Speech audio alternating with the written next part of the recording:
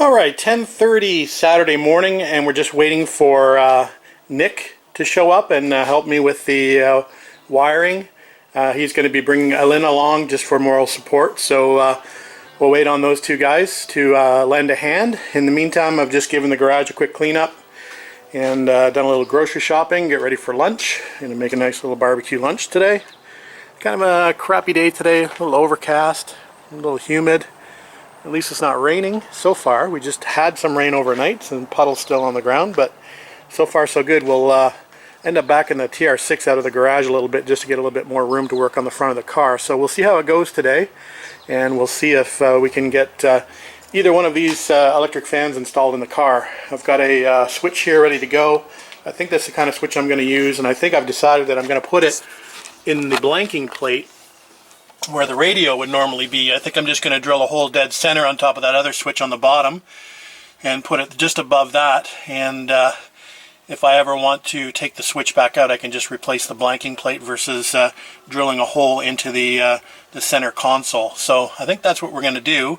So we'll talk it over when Nick gets here, and we'll ask for his expertise, and we'll probably ask Ellen as well. Alright, see you in a bit. Okay, the important guy's here. Nick's here, and he's brought his dad along just in case he runs into trouble installing the fan. So we're going to get to business and move the car out halfway into the driveway. Actually, the sun's come out, so it's a little bit warm now. Anyway, we'll get to work, and we'll figure out what Nick's going to do. This is an FYI. This is the kit that I'm using to install the electric fan.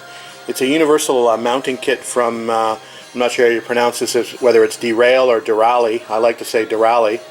Anyway, it's an Instamount kit for transmission coolers, oil coolers, electric fans, etc.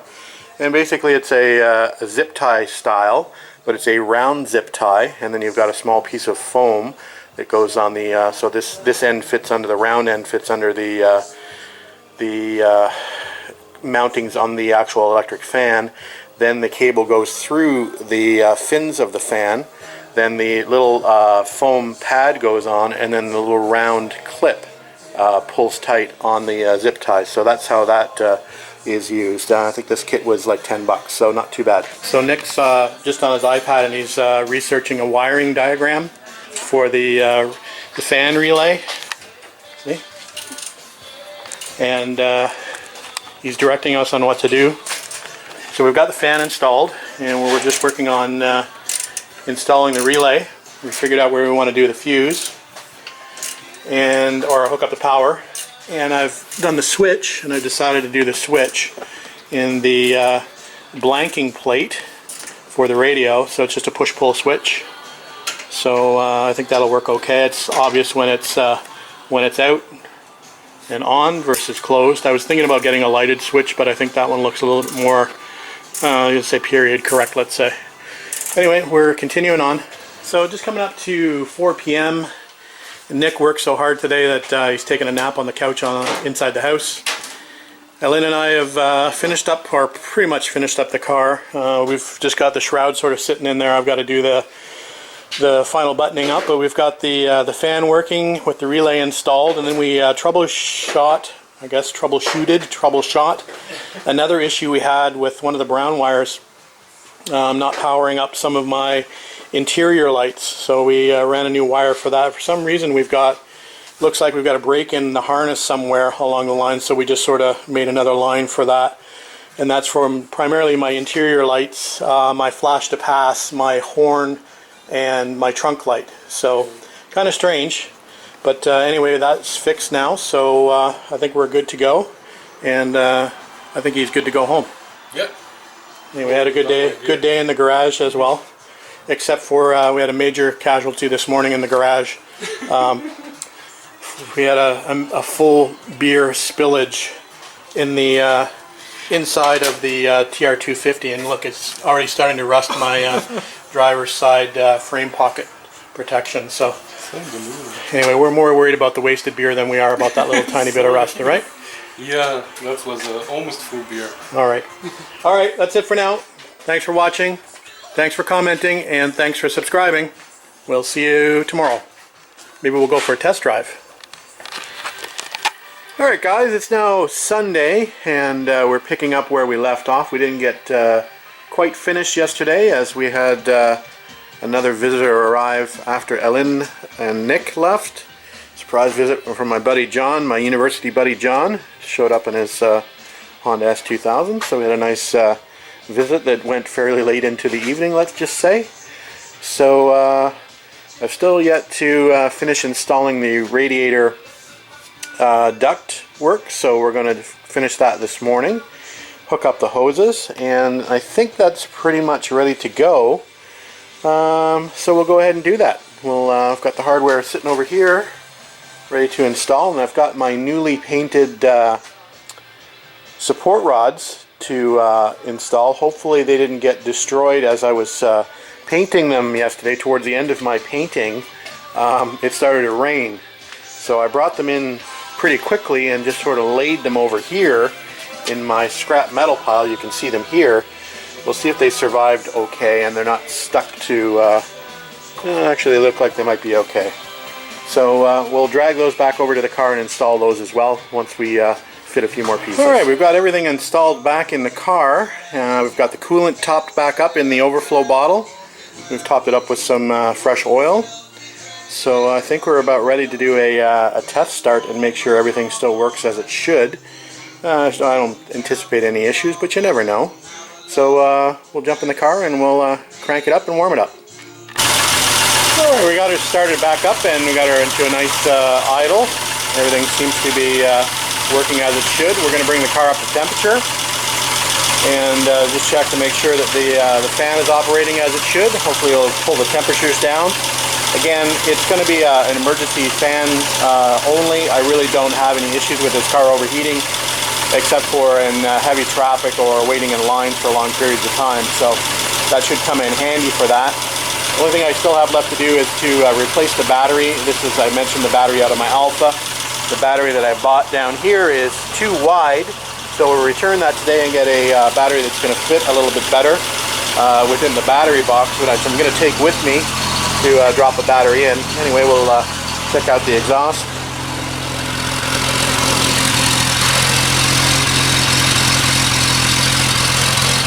Definitely needs a good wash. Bumpers could use a good polish. It hasn't been washed since it came out of storage, and the road where I drive it down from storage is a dirt road, so it picks up quite a bit of dust on the way out of storage. And of course it'll pick up some dust on the way into storage, so in some cases it's not worth washing it. But anyway, we're going to do that anyway, and we'll probably take it for a bit of a spin today later on. But we'll concentrate on getting that battery replaced first. Sunday afternoon now. Where are we going? Home Depot. And why are we going to Home Depot? Buy some wood. Oh, this is going to be a long story. Why are we buying some wood? Well, you asked me why, what we're going there for. I answered your question.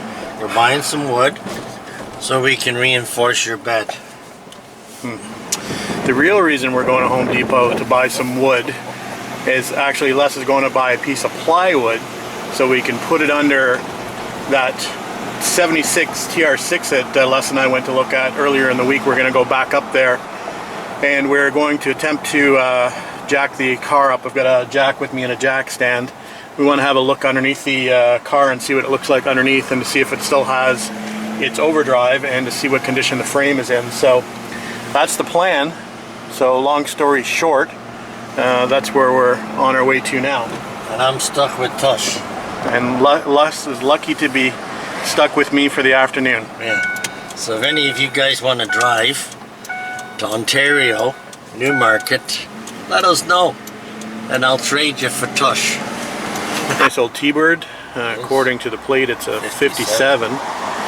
So as we're pulling up behind it, Les says, "Does that look like a British car to you?" I said, "Les," I said, "it's a freaking T-Bird," because it looks like a TR4. So here's my Triumph Expert beside me. It's got TR4 fenders. Yeah, and we're going to look at a TR6. Someone used the hammer on it. So rule number 1 with Les is never let him go into a store unattended. Les will say he's in there for a 10-minute period, and he's usually in there between a half hour and 40 minutes or 45 minutes. So Les is yet to re-emerge from Home Depot after a half an hour, going to get a sheet of plywood of all things. He probably knows everybody's name in there. He probably knows all the SKU numbers of all the products in there. He probably knows where everybody lives in there, etc., etc. So I'm waiting fairly patiently in the truck for him. It's hot in here. Come on, Les, move it. We got stuff to do. TR6 is to see. So we're back looking at the 76 TR6, and we brought a jack with us to get it up in the air to have a look underneath of it. So we'll see what she looks like underneath, hopefully this time, if the grass isn't too long. So the grass is so long, unfortunately, it's hard to get under the car and see if it actually has an overdrive.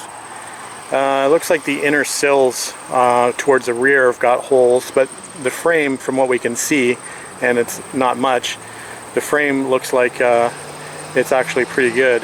But like again, it's really hard to tell unless you get it up in the air properly. So, and we'll see if Les is going to stick his iPad under there and see if we can get a picture aiming upwards towards the bottom of the transmission to see if it's got an overdrive on it. I'll be able to tell once I see the picture, if he gets a picture. So the grass is just too long for us to get under it safely, and we're obviously supporting jack stands with pieces of plywood, so not actually too safe. Anyway, we got a tow truck driver here who's going to maybe lift it up from the rear end and pick it up so we can have a better look at it. I believe he's the owner of the car. It does look like it's had a little bit of a front end impact. I know that it, well, from what the owner tells us, it sounds like there was a tree that fell on it, and you can see the dent in the hood here and the dent in the windscreen. I have a feeling it's kind of more than that. There's also a dent in the front driver's side wing. So I think it's had a frontal impact at some point, because you can see the front valence pushed back underneath the bumper mounts, and the bumper is pretty tight to the sheet metal at the front. So I think it's probably had a little bit more than a tree falling on it. Okay, here it is underneath, and it does have a J-type overdrive. You can see the square plate there. It's had a lot of work, or had some work done on the frame here, because you can see that the t-shirt section is not original.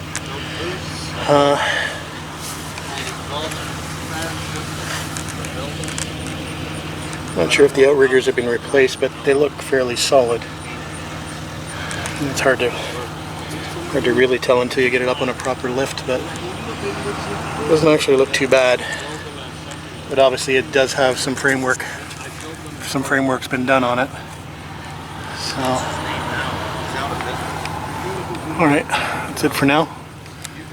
We just really wanted to confirm whether it had the overdrive still installed, and it does.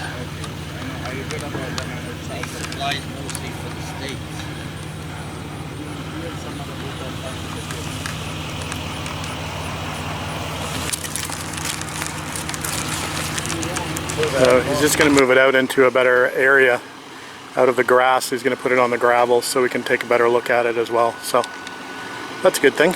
Okay, we found the keys for it. So we're actually going to try to get a booster pack to see if we can get this thing started. Just to see if it turns over, if you can believe that. So we shall see. I don't know if I'll be able to video it or not because the owner is here. Actually starting to spit rain at the moment. So, but anyway, the big feat was finding the keys for this thing. Yeah, it's kind of a tough call in this car because it does have some issues. I don't see anything that's, you know, major to fix. It obviously has some problems with the body as far as gaps and where it's been hit by this apparent tree. But all in all, it's not bad. You can see a bit of a ding over here on the fender, and it sort of creased that fender line as well. So things like that would have to be hammered out. And the thing with TR6 is it's kind of, you know, things are tip of the iceberg, as they say, like these seams here, which is nice to see a seam here that's not been bonded over, but I can probably guarantee that when they take this fender off, there's going to be rust under here. The floors, we pulled up the carpets, and it looks like they're the original floors, the Carmine floors, and it doesn't look like they've been patched. I mean, again, they're very wet because the car has been open, and there's lots of bugs crawling around in there, but they look like they might be the original floors to this car. What's interesting about this car, it's supposedly a 76, but a 76 would have an air pump, which is obviously not there, and it should have an EGR valve that's not here as well. So I wonder if he's got a different head on here. And normally the exhaust would have all of the air rail, air pollution control stuff, and I don't see the plugs in the manifold for the air rail either. So I would say that this is either a different block or a different head, at least at a minimum, for this car. Not a big deal, but it's definitely not stock. So, do you want to sing, Les? Since it's raining out now? We're just sort of standing here. I'm gonna go skinny dipping in the pond behind you. Yeah, there's a nice pond behind us with a little bridge that covers it, but that's the last thing I want to see is less skinny dipping. So we'll just sit here and get a little bit more wet until this guy figures out. I'm not sure if he's going to get a booster pack. And anyway, we'll get a little more wet. Maybe we'll just duck under the cover of this wonderful TR6 top. Let's try it out. Hey, we'll sit in those seats. You go first, Les. See if we can bend it. Yeah, you go first.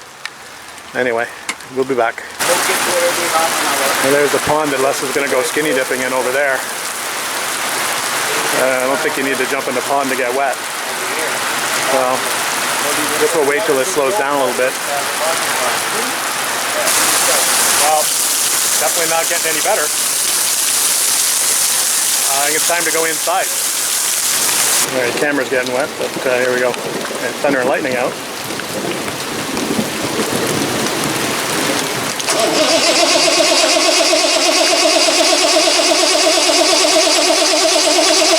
Turns over at least.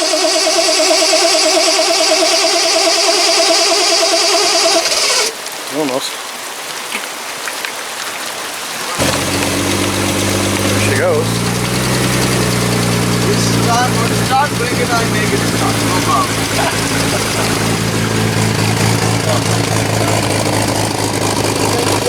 Doesn't even smoke. Simple engine. Simple. Like a tractor. I'll try. I like it. I have a friend from Philippines. A Filipino guy. In Philippines, he says, "Oh, we work on these with tractors." All right. Sounds pretty good.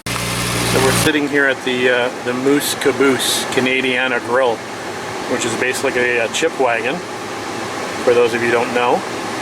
And Les has got a bit of a dilemma now. He needs to decide whether he wants to buy this TR6. So he's trying to figure out how much work this thing is going to need to get it back on the road. Right? Yeah, and I want to know if anybody's got any parts.